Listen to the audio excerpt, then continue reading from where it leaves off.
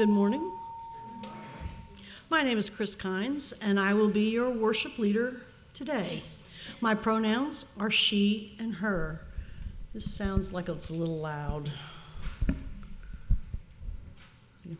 The Soul Matters theme for this month of May is creativity. Who better to demonstrate that than Dr. Gary Smart with Jesu, Joy of Man's Desiring from Cantata 147 by Johann Sebastian Bach, 1723, transcribed for piano solo by Myra Hess in 1926. And I think Gary wanted to say a little bit something about this song.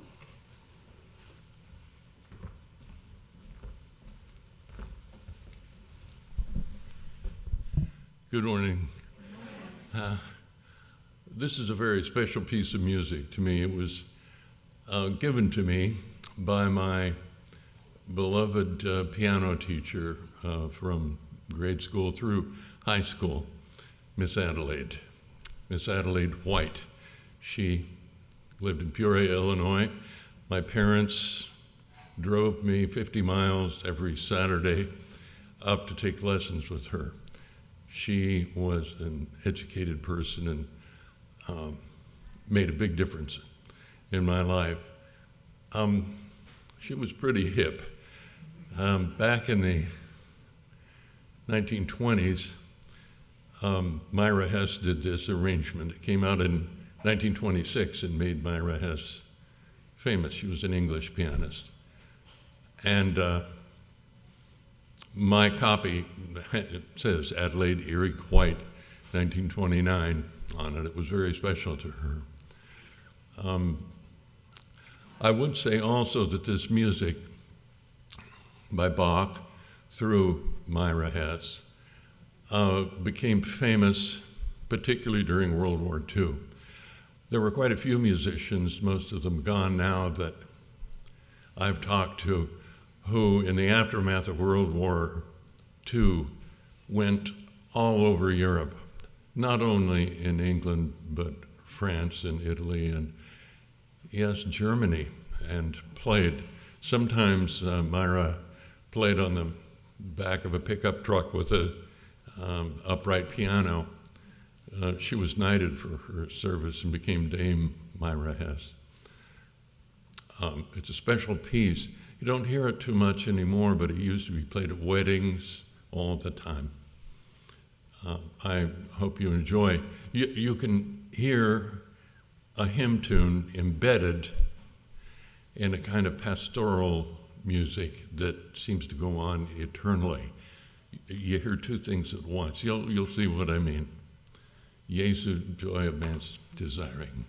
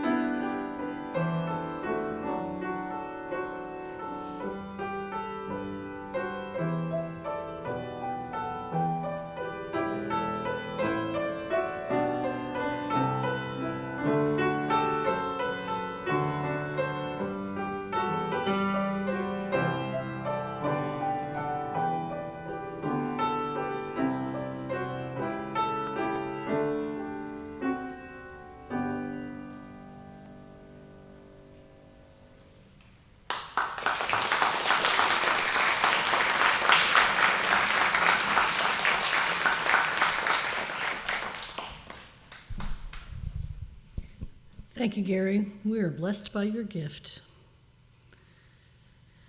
The opening words this morning were written by Meg Barnhouse. We gather to worship, our hearts alive with the hope that here we will be truly seen, that here we will be welcomed into the garden of this community, where the simple and the elegant, the fluted and the frilled, the shy and the dramatic complement one another and are treasured. May we know that here each contributes in their way to the beauty of the whole. Come, let us worship together, all genders, sexualities, politics, clappers and non-clappers, progressives and conservatives. May we root ourselves in the values of this faith, a faith based on covenant rather than creed. Our congregation's covenant can be found printed in the order of service. Let's recite it together. We covenant to engage one another with honesty, kindness, and respect, to value diversity, seek understanding of our differences, and practice gracious accountability with care, love, and empathy. We make these promises to those who are here and those yet to come, so that we may be a self-welcoming and beloved community of acceptance, learning, and transformation. Please rise for the singing of the call to worship. The words are printed in the order of service.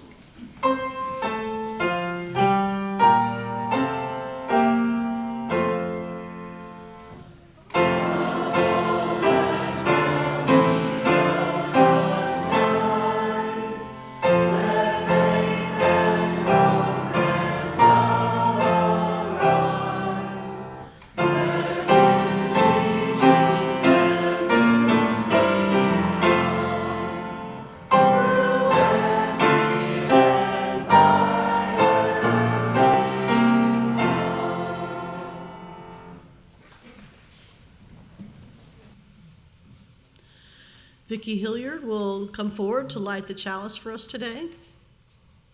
On the Brink by Leslie Takahashi. All that we have ever loved and all that we have ever been stands with us on the brink of all that we aspire to create: a deeper peace, a larger love, a more embracing hope, a deeper joy in this life we share. Thank you, Vicki.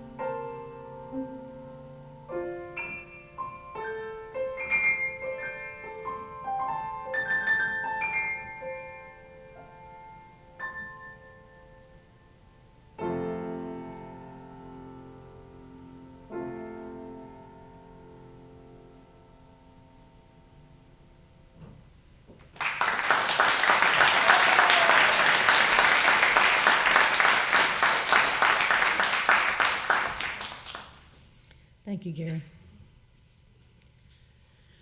We Make It Possible by Jessica Lynn. I come on Sunday feeling weary, having worn out the snooze button on my alarm clock. I come on Sunday feeling frightened, having seared my eyes reading the latest news. I come on Sunday feeling burdened, having fretted about my workday worries. But I leave Sunday feeling refreshed, having been renewed by the spirit of love in the community that exists here. I leave Sunday service feeling whole, feeling lifted up by the words of righteous challenge. I leave Sunday service feeling energized, ready to continue our fight for peace and justice. This haven, this refuge, this place of worship and wonder exists because we make it so with our contributions. The gifts of our time, our skills, our food, our love, our laughter, and our money. Please join me in giving so that we may continue to have this place that fortifies and challenges us in these trying and troubled times. The offering will be gratefully received by our offertory ushers, Helen Met and John Wrightington, followed by hymn number 123, Spirit of Life.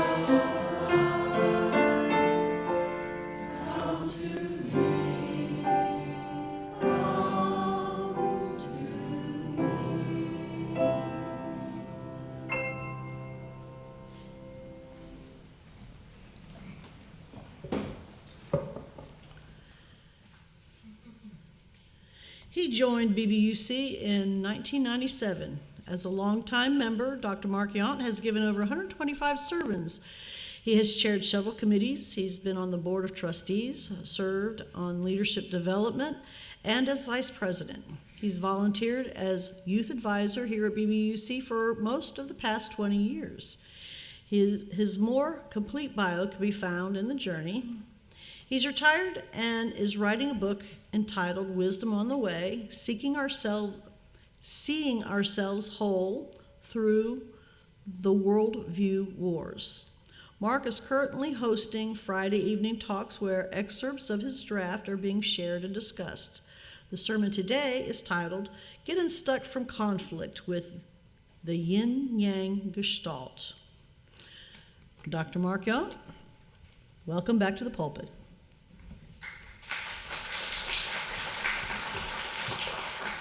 Thank you, Kris. And in this month of creativity, Gary, I cannot thank you enough. I'm deeply touched today, and I'm trying to get my voice back to deliver my own remarks from the very, very sacred space into which you brought me. I thank you for that, for your Over the Rainbow.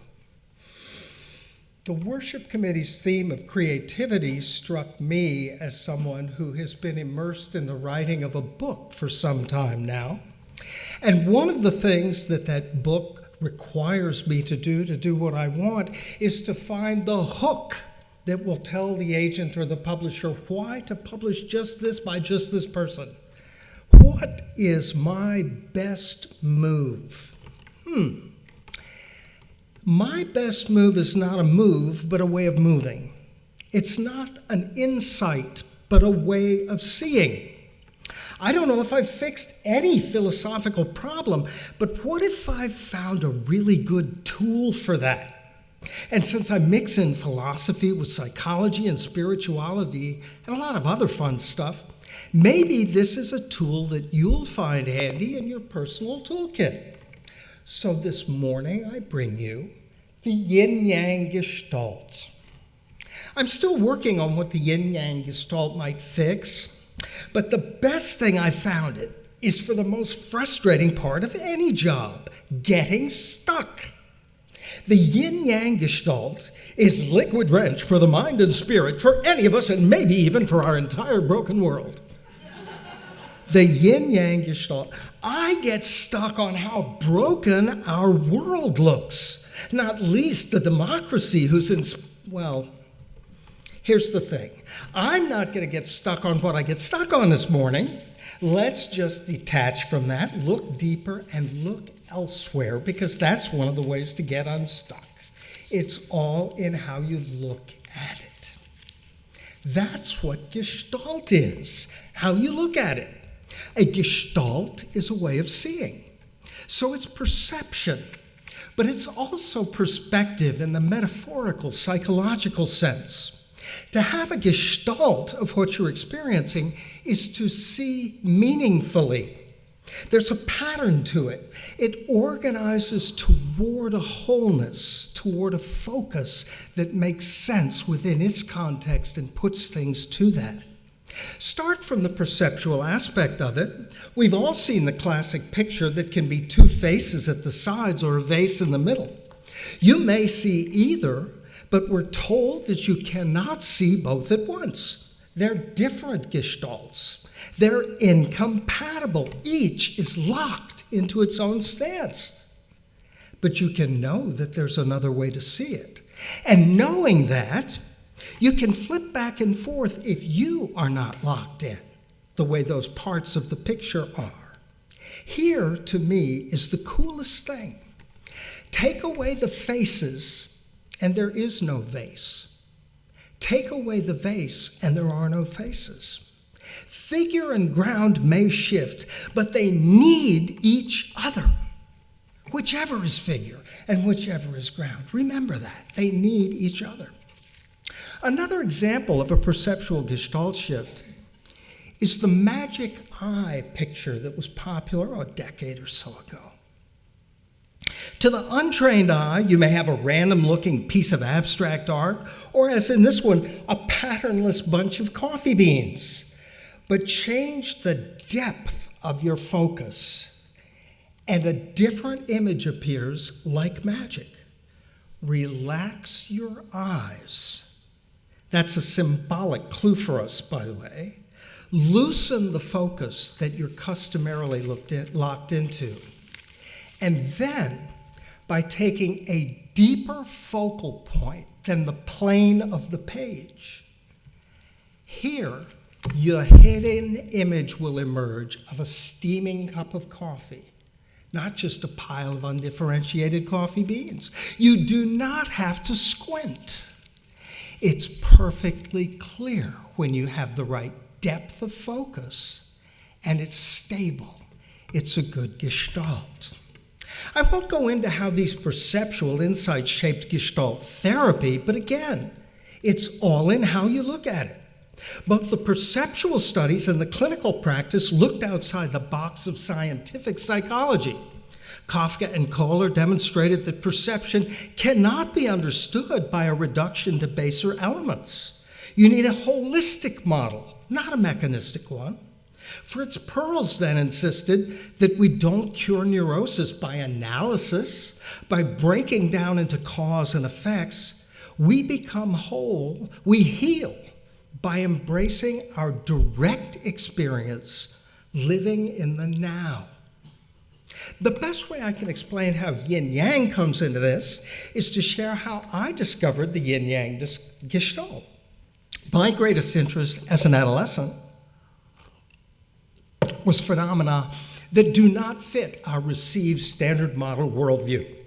Things like ESP, astral projection, Edgar Cayce and reincarnation, the pyramids and Stonehenge, little things like that. As an undergraduate, it seemed to me that as academic philosophy had narrowed its discipline, it had closed off any real openness to what I considered the path to wisdom, anything new anyway. So I took a keen interest in the mind-body problem as the tip of that iceberg.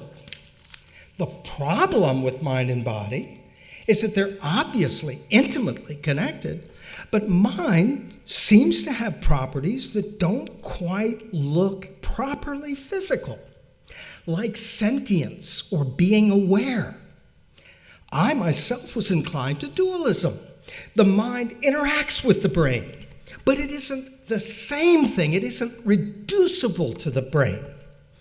It interacts. Maybe the mind is like immaterial soul, maybe not. Maybe it's not the ghost in the machine, but even if my conscious awareness needs the brain to power it, even if it operates through my brain necessarily, there's something of my mind that isn't just neurons, synapses, and electrochemical impulses. There's at least a quality to it, maybe not a thingness to it, but a quality to it that those do not capture. But mind-body dualism is fatally flawed. Imagine that you, as your mind, is completely non-physical, as the dualist holds. Like a ghost, but without any of that ethereal Ghostbusters woo-woo protoplasmic oomph. So you can pass through any material walls. You could move yourself out to your car, and if your embodied self had left the keys, then you could sit down in your driver's seat in a disembodied form, but you couldn't start the car because there's no way you can move the key because you're non-physical. You don't have any energy to interact with the energy that would move that key. Too bad. So, if you can't turn your car on, you can't move a synapse in your brain either. For the same reasons, QED, a non-physical mind, cannot interact with the body.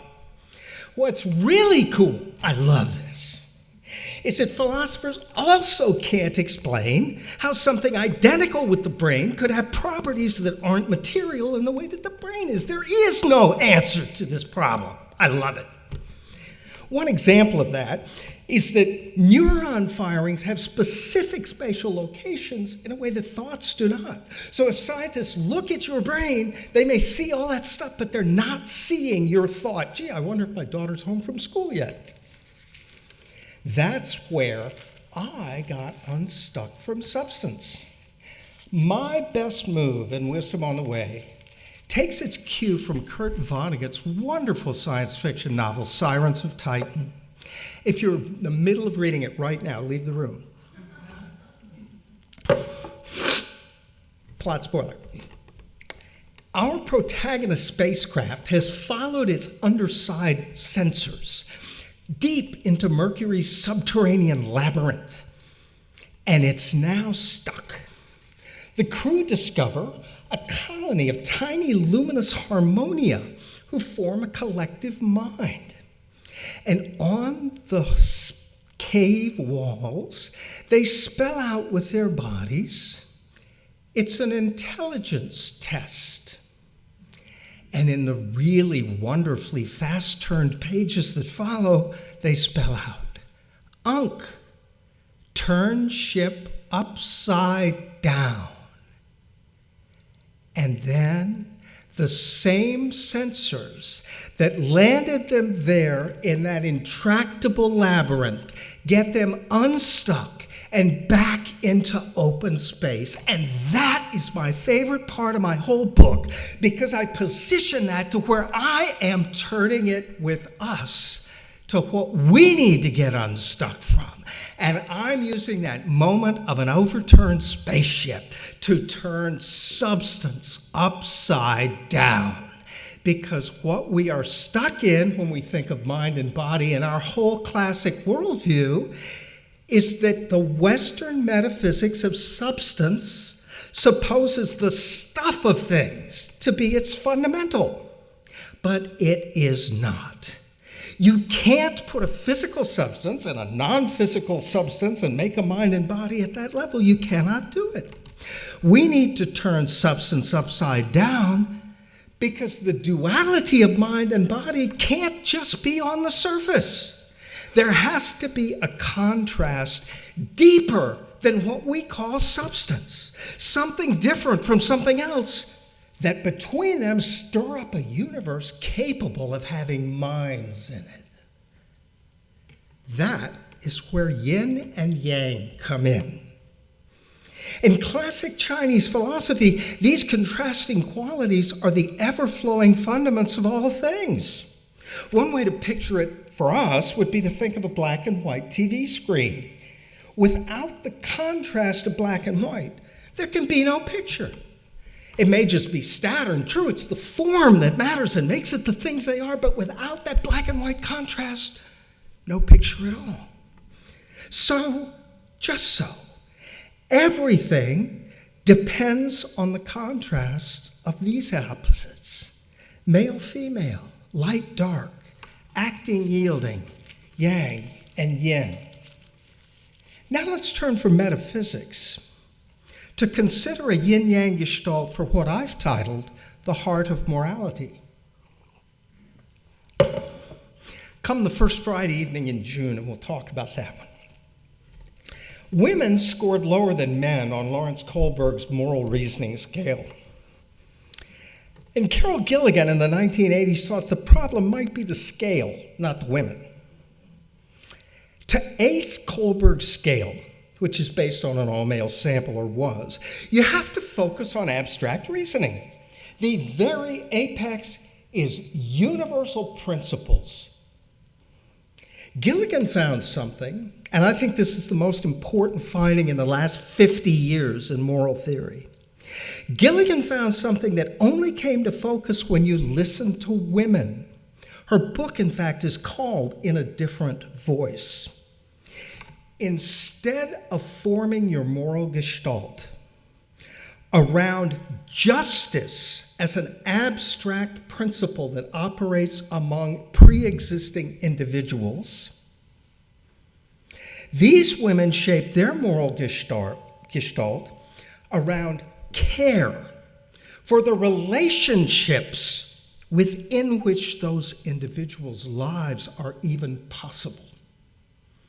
Individuals do not come first. Sorry, Thomas Hobbes. Community does. For morality, we need both. That's like the yin and the yang, the black and the white of that TV picture. We need both for morality, but we are out of balance. It's care that we need to bring to the foreground, to have both the yang of justice and the yin of care in a better balance. Without grandmothers, we wouldn't have had civilization at all. That's a separate story.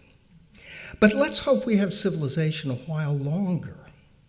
I guess I have to bring us back around to the crisis I get stuck in, but let's bring our new perspective and our new tool along with us, shall we? I gave a sermon last July called The Conscience of Democracy, wherein I addressed, in part, the problem we're stuck in. How deeply and bitterly divided our American culture is. The cool thing, not for America, but for our purposes here this morning, is that the conflict is so pronounced. We can use the conflict that tears our nation apart to apply our Yin-Yang Gestalt tool. Remember, though, we don't want to get stuck in the conflict. We want to step back to see it, to find the right focal depth, and then to put our tool to use. Where there is conflict, there is contrast. Cool. Here's a cool thing you can ask. What value does the other bring? If there's a contrast here of two things that are locked into these perspectives, what value is in the one that I'm not usually seeing? Cooler than that, does my way of seeing it rely on something of the other's value? Do I take for granted something of that in some way in my viewpoint? Coolest of all, could these opposing facets be interdependent when we look at them at the right depth? Could we need the values in both to be whole? When we bring our focus to the deeper values, could there be a way to harmonize them? Even if we can't see both at once? Is there a depth of focus these deeper values have where a new picture might just pop for us, and as sudden as magic, we're struck by the resolving vision? It turns out, time's up for this therapy session. I'm going to have to leave you to figure out how your new Yin-Yang Gestalt can help you with this one and help us all. If that doesn't work, you may have to fall back on the existential monkey wrench. But good luck, folks. Good luck to us, each and every one. Thank you.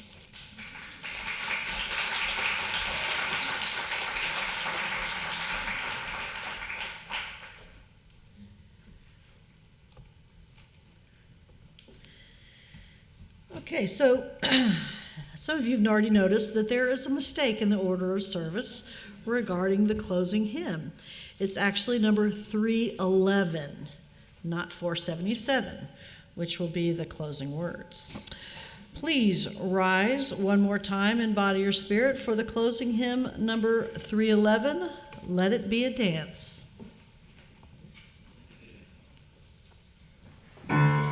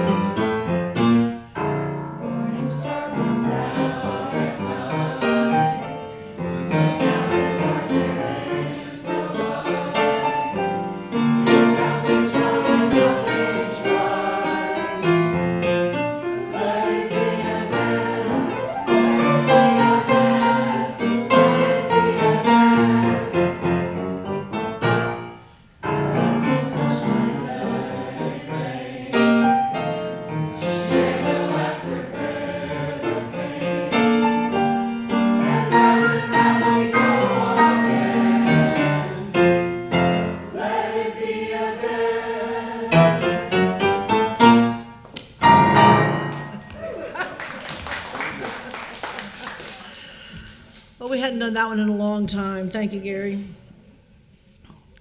Now, the benediction is number 477. This reading is by the 20th century Unitarian cleric Vivian Pomeroy. Forgive us that often we forgive ourselves so easily and others so hardly. Forgive us that we expect perfection from those to whom we show none. Forgive us for repelling people by the way we set a good example. Forgive us the folly of trying to approve a friend. Forbid that we should use our little idea of goodness as a spear to wound those who are different. Forbid that we should feel superior to others when we are more shielded. And may we encourage the secret struggle in every person. Until we come together again, I bid you peace. Amen, namaste, and blessed be.